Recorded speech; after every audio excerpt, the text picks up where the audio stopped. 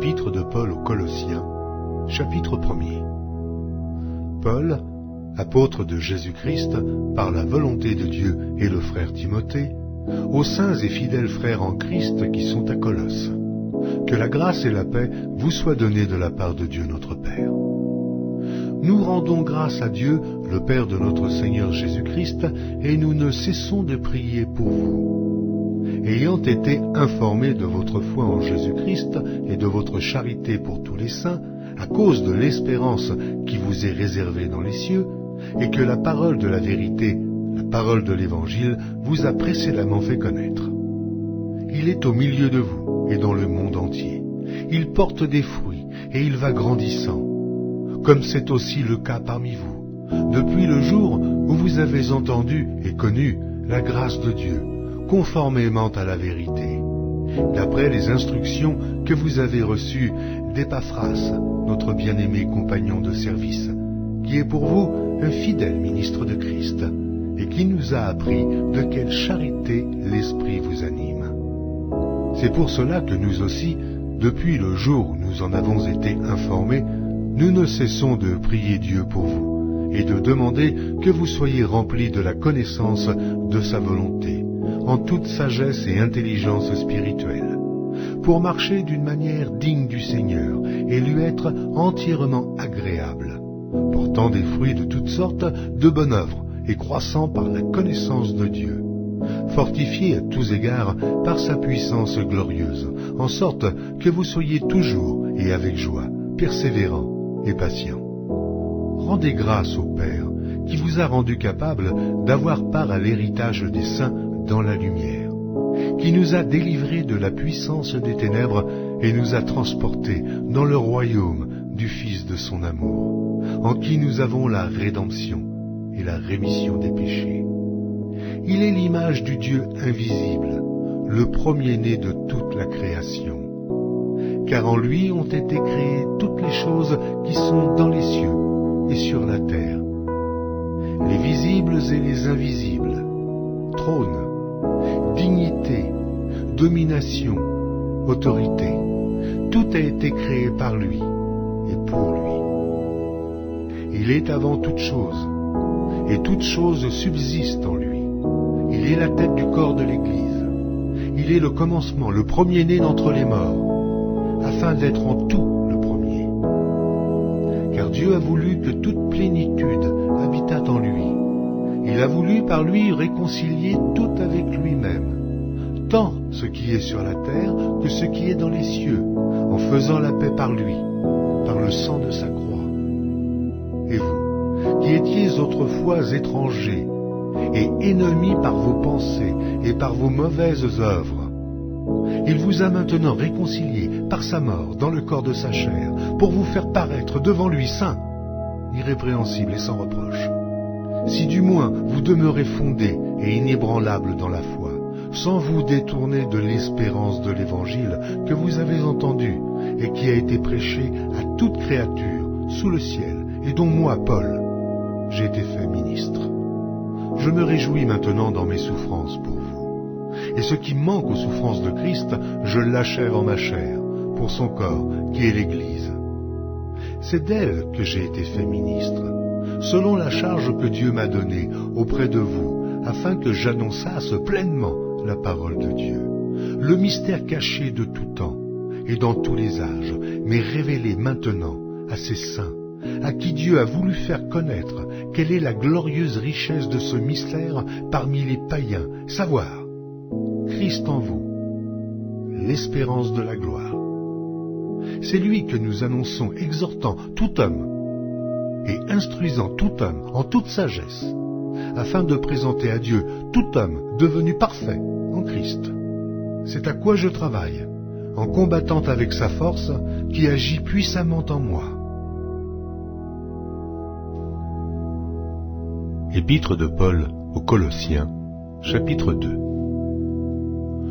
Je veux en effet que vous sachiez combien est grand le combat que je soutiens pour vous, et pour ceux qui sont à Laodicée, et pour tous ceux qui n'ont pas vu mon visage en la chair, afin qu'ils aient le cœur rempli de consolation, qu'ils soient unis dans la charité et enrichis d'une pleine intelligence, pour connaître le mystère de Dieu, savoir Christ.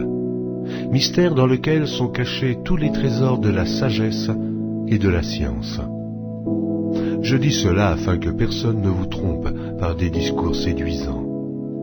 Car si je suis absent de corps, je suis avec vous en esprit, voyant avec joie le bon ordre qui règne parmi vous, et la fermeté de votre foi en Christ. Ainsi donc, comme vous avez reçu le Seigneur Jésus-Christ, marchez en lui, étant enracinés et fondés en lui et affermis par la foi, d'après les instructions qui vous ont été données, et abondez en actions de grâce. Prenez garde que personne ne fasse de vous sa proie par la philosophie et par une vaine tromperie, s'appuyant sur la tradition des hommes, sur les rudiments du monde, et non sur Christ.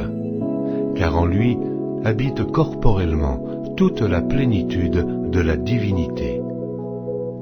Vous avez tout pleinement en lui, qui est le chef de toute domination et de toute autorité. C'est en lui que vous avez été circoncis, d'une circoncision que la main n'a pas faite, mais de la circoncision de Christ, qui consiste dans le dépouillement du corps, de la chair, ayant été ensevelis avec lui par le baptême. Vous êtes aussi ressuscités en lui et avec lui, par la foi en la puissance de Dieu qui l'a ressuscité des morts. Vous qui étiez morts par vos offenses et par l'incirconcision de votre chair, il vous a rendus à la vie avec lui, en nous faisant grâce pour toutes nos offenses. Il a effacé l'acte dont les ordonnances nous condamnaient et qui subsistait contre nous, et il l'a détruit en le clouant à la croix. Il a dépouillé les dominations et les autorités, et les a livrées publiquement en spectacle, en triomphant d'elles par la croix. Que personne donc ne vous juge au sujet du manger ou du boire, ou au sujet d'une fête, d'une nouvelle lune ou des shabbats. C'était l'ombre des choses à venir, mais le corps est en Christ. Qu'aucun homme sous une apparence d'humilité et par un culte des anges ne vous ravisse à son gré le prix de la course, tandis qu'il s'abandonne à ses visions et qu'il est enflé d'un vain orgueil par ses pensées charnelles, sans s'attacher au chef, dont tout le corps, assisté et solidement assemblé par des jointures et des liens, tire l'accroissement que Dieu donne. Si vous êtes morts avec Christ au rudiment du monde, pourquoi, comme si vous viviez dans le monde, vous impose-t-on ces préceptes ? Ne prends pas, ne goûte pas, ne touche pas, préceptes qui tous deviennent pernicieux par l'abus, et qui ne sont fondés que sur les ordonnances et les doctrines des hommes. Ils ont à la vérité une apparence de sagesse, en ce qu'ils indiquent un culte volontaire, de l'humilité et le mépris du corps. Mais ils sont sans aucun mérite et contribuent à la satisfaction de la chair. Épître de Paul aux Colossiens, chapitre 3. Si donc vous êtes ressuscités avec Christ, cherchez les choses d'en haut, où Christ est assis à la droite de Dieu. Affectionnez-vous aux choses d'en haut, et non à celles qui sont sur la terre, car vous êtes morts, et votre vie est cachée avec Christ en Dieu. Quand Christ, votre vie, paraîtra, alors vous paraîtrez aussi avec lui dans la gloire. Faites donc mourir les membres qui sont sur la terre, l'impudicité, l'impureté, les passions, les mauvais désirs et la cupidité qui est une idolâtrie. C'est à cause de ces choses que la colère de Dieu vient sur les fils de la rébellion, parmi lesquels vous marchiez autrefois, lorsque vous viviez dans ces péchés. Mais maintenant, renoncez à toutes ces choses, à la colère, à l'animosité, à la méchanceté, à la calomnie, aux paroles déshonnêtes qui pourraient sortir de votre bouche. Ne mentez pas les uns aux autres, vous étant dépouillés du vieil homme et de ses œuvres, et ayant revêtu l'homme nouveau, qui se renouvelle dans la connaissance, selon l'image de celui qui l'a créé. Il n'y a ici ni grec, ni juif, ni circoncis, ni incirconcis, ni barbare, ni chite, ni esclave, ni libre, mais Christ est tout et en tous.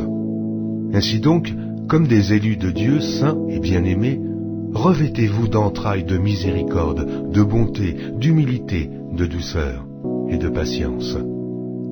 Supportez-vous les uns les autres, et si l'un a sujet de se plaindre de l'autre, pardonnez-vous réciproquement.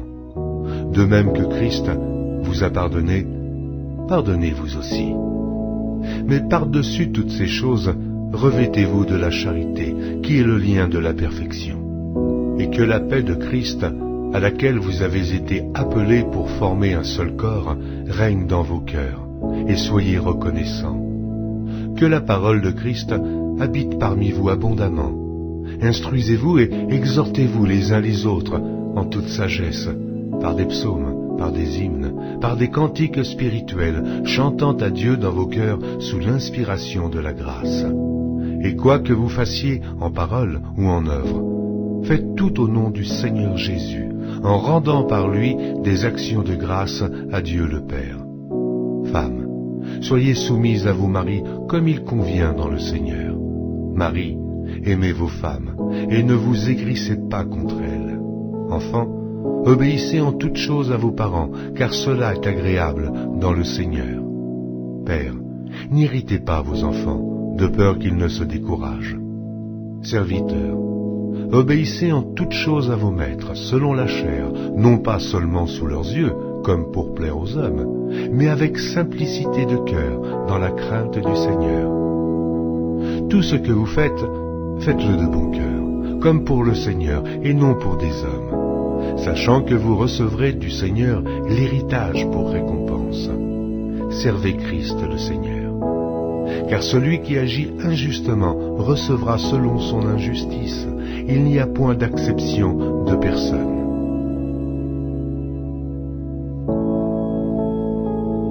Épître de Paul aux Colossiens, chapitre 4. Maîtres, accordez à vos serviteurs ce qui est juste et équitable, sachant que vous aussi, vous avez un maître dans le ciel. Persévérez dans la prière, veillez-y avec action de grâce. Priez en même temps pour nous, afin que Dieu nous ouvre une porte pour la parole, en sorte que je puisse annoncer le mystère de Christ pour lequel je suis dans les chaînes, et le faire connaître comme je dois en parler. Conduisez-vous avec sagesse envers ceux du dehors, et rachetez le temps. Que votre parole soit toujours accompagnée de grâce, assaisonnée de sel, afin que vous sachiez comment il faut répondre à chacun. Tychique, le bien-aimé frère et le fidèle ministre, mon compagnon de service dans le Seigneur, vous communiquera tout ce qui me concerne. Je l'envoie exprès vers vous, pour que vous connaissiez notre situation, et pour qu'il console vos cœurs. Je l'envoie avec Onésime, le fidèle et bien-aimé frère, qui est des vôtres. Ils vous informeront de tout ce qui se passe ici. Aristarque, mon compagnon de captivité, vous salue, ainsi que Marc, le cousin de Barnabas, au sujet duquel vous avez reçu des ordres. S'il va chez vous, accueillez-le. Jésus, appelé Justus, vous salue aussi. Ils sont du nombre des circoncis, et les seuls qui aient travaillé avec moi pour le royaume de Dieu, et qui aient été pour moi une consolation. Épaphras, qui est des vôtres, vous salue.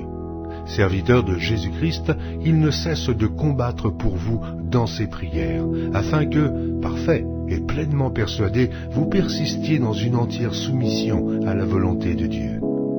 Car je lui rends le témoignage qu'il a une grande sollicitude pour vous, pour ceux de Laodicée et pour ceux d'Hiérapolis. Luc, le médecin bien-aimé, vous salue, ainsi que Démas.